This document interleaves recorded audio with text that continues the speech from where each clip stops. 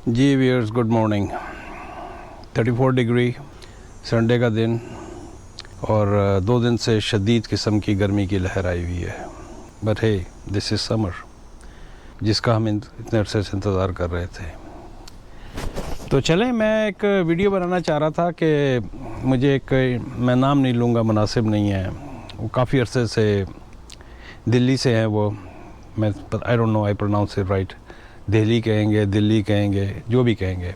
तो वो काफ़ी अरसे से थे, उनके बच्चे हैं और he did not have a good experience for his son, जो उन्होंने यहाँ अपना बेटा भेजा था।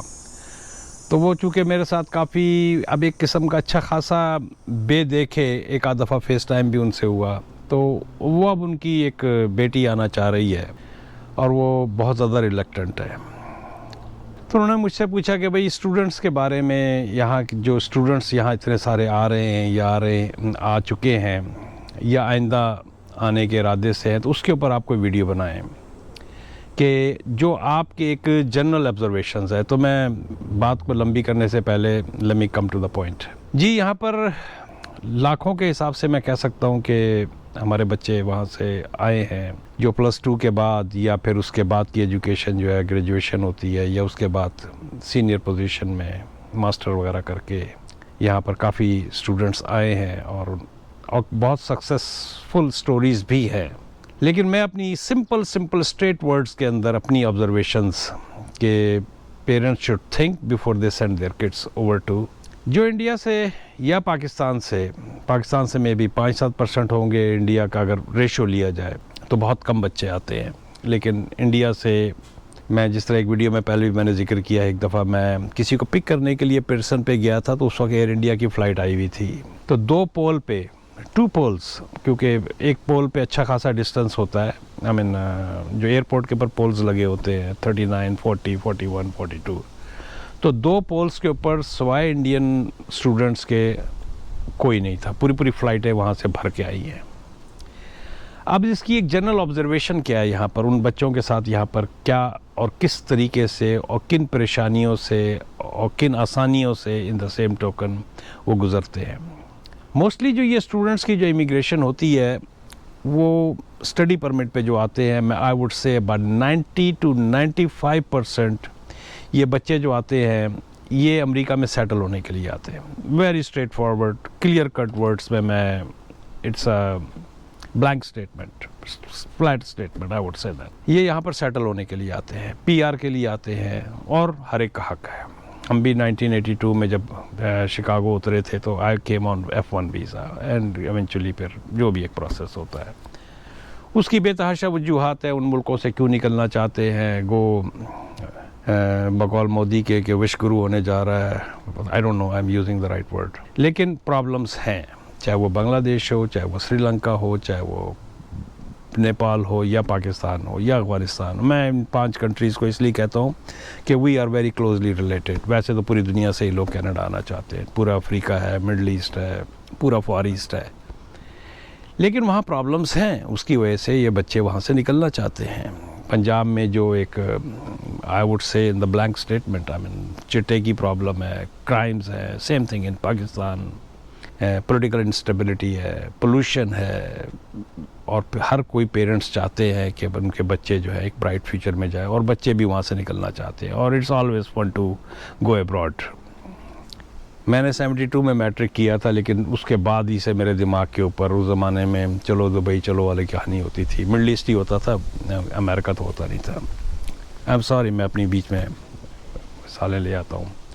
एनीहाउ, तो उस ज़माने में था, जगह जगह, बल्कि इवन वो चॉकिंग हुई होती थी, चलो दुबई चलो। और मुझे याद है कि स्टार गेट पे, एयरपोर्ट पे, जो पुराना एयरपोर्ट होता था, वहाँ पर लाइन से, उस ज़माने में चूँकि भुट्टो का दौर था, पीपल्स पार्टी का था, तो सिंधियों के टब्बर जनाब साहब वो ज़मीनों पे पड़े होते थे। somehow Zulfikar Ali Bhutto had the connection in Middle East, somehow he had some kind of opportunity for those farmer kind of thing. और बाद में मैंने फिर जब 80s में मैं मिडल ईस्ट जाना शुरू हुआ, मैं बात से बढ़ा देता हूँ, लेकिन you will definitely enjoy my own stories in it too.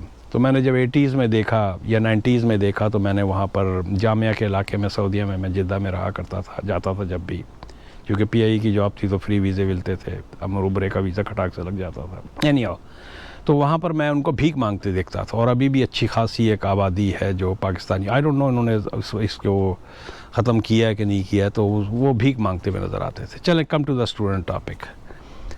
तो इन वजह से बच्चे यहाँ आना चाहते हैं। यहाँ पर इन बच्चों के साथ जो बीतती है उन पेरेंट्स को शायद उसका अंदाज़ा ना हो।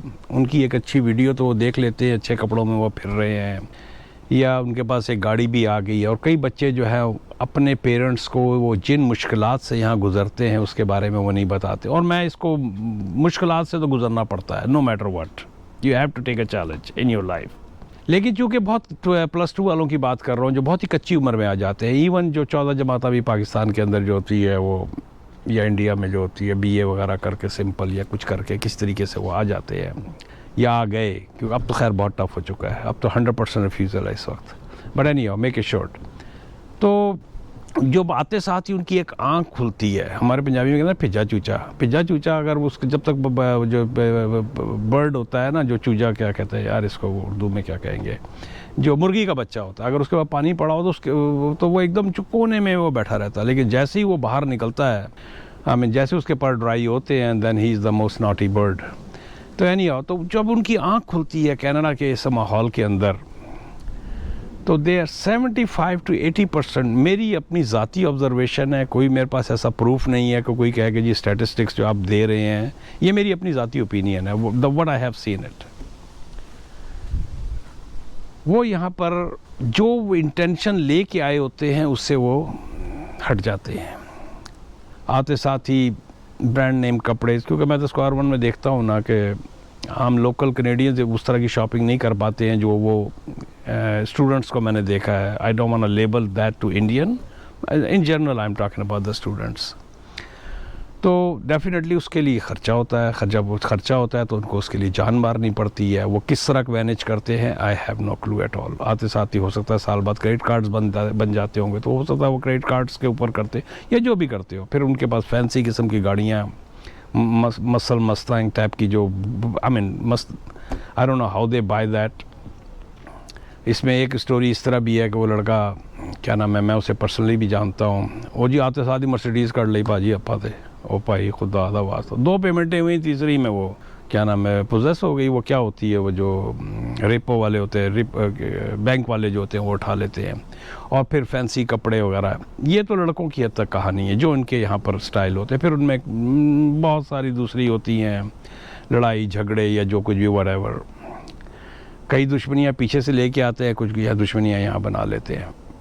उन्होंने चूँकि बेटी के लिए कहा, तो मैं बेटी के बारे में कहूँ कि बिल्कुल हमारी बच्चियों को उतना ही हक है जिस तरह लड़कों को हक हासिल है। तो मैं उस टाइप का तो नहीं हो कि नहीं जी पाजी करो, तीनों करो, बाहर नहीं करना। Both are equal. इवन बच्चियाँ जो होती हैं हमारी होती हैं, they are more responsible than boys nowadays, apart from all that.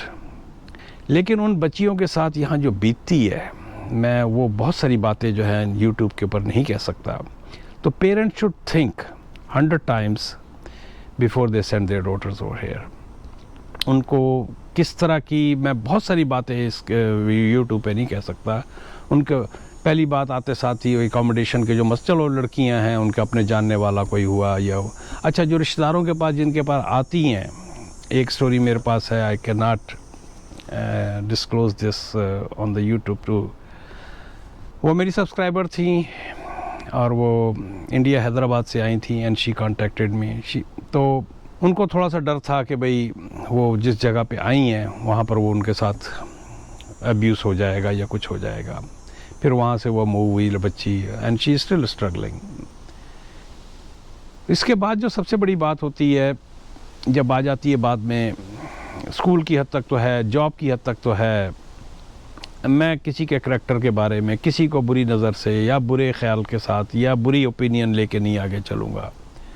Young age होती है, ऑब्वियसली उसके कुछ असरात होते हैं, प्लस जॉब रिलेटेड जो उनके साथ मसले मसाइल होते हैं, उसमें फिर उनके साथ जो मसले मसाइल होते हैं। और on the top of everything जब बात आती है वर्क परमिट की और पीआर की, और उसमें जो फिर जो प्रोफेशनल्स जो हैं, मैं किसी एक पर्टिकुलर प्रोफेशन का भी नाम नहीं लूँगा, क्योंकि लोगों से मेरी बात होती है और लोग मुझे बताते हैं कि जी वो जड़ी धी सी ना, वो जड़ी कुड़ी सी, उन्हें इन्ना को पैसा खर्च करता लेकिन हजे भी होर मंगता है।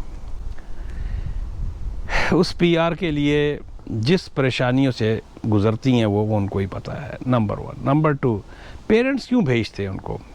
पेरेंट्स को एक तो चले एक भेड़ चाल भी है और डेफिनेटली हर एक का हक हासिल है, मैं उसको चैलेंज नहीं करूँगा। वो उसको एक सीढ़ी के तौर पे, सीढ़ी इस सेंस में, मैं not talking about this gentleman, he asked me, he is reluctant to send his daughter. 90% जो केसेस होते हैं वहाँ से जो ये बच्चियाँ आती हैं, कई बच्चियाँ तो इस तरह की होती हैं कि उनके तो गुड़िया गुड्डे से खेलने के दिन है भाई। मैं अक्सर ट्रैवल कर रहा होता हूँ, हमें मेरी आदत है, I drive around a lot. तो मैं अपनी वाइफ को कहता हूँ कि यार ये बच्ची, इसका कद देखो, चलो हम लोगों की हाइट कम ही होती है हमारे बस पाकिस्तान वगैरह में, चेहरे पे उस बच्ची के मासूमियत, हमें लगती वो ऐसी है कि वो 13-14 साल की बच्ची है। यकीनी बात है 18+ पे ही उसको वीज़ा लगा होगा, 18 साल से ज़्यादा उम्र के ऊपर ही। तो तरस आता है कितनी वो। मैं एक जगह एक दफ़ा था, एक दुकान में गया हुआ था, तो वहाँ बंच ऑफ 4-5 लड़कियाँ थीं, तो वो आपस में बात कर रही थी। बस मैनू एक शिफ्ट होर ला देना तो मेरे पैसे बन जाएंगे। मैनू एक I mean these kind of talks I have seen it. तो आई मीन देख, उनके ये दिन नहीं थे इस तरह यहाँ आने के। मैं ये नहीं कहता कि उनको नहीं आना चाहिए, बिल्कुल आना चाहिए।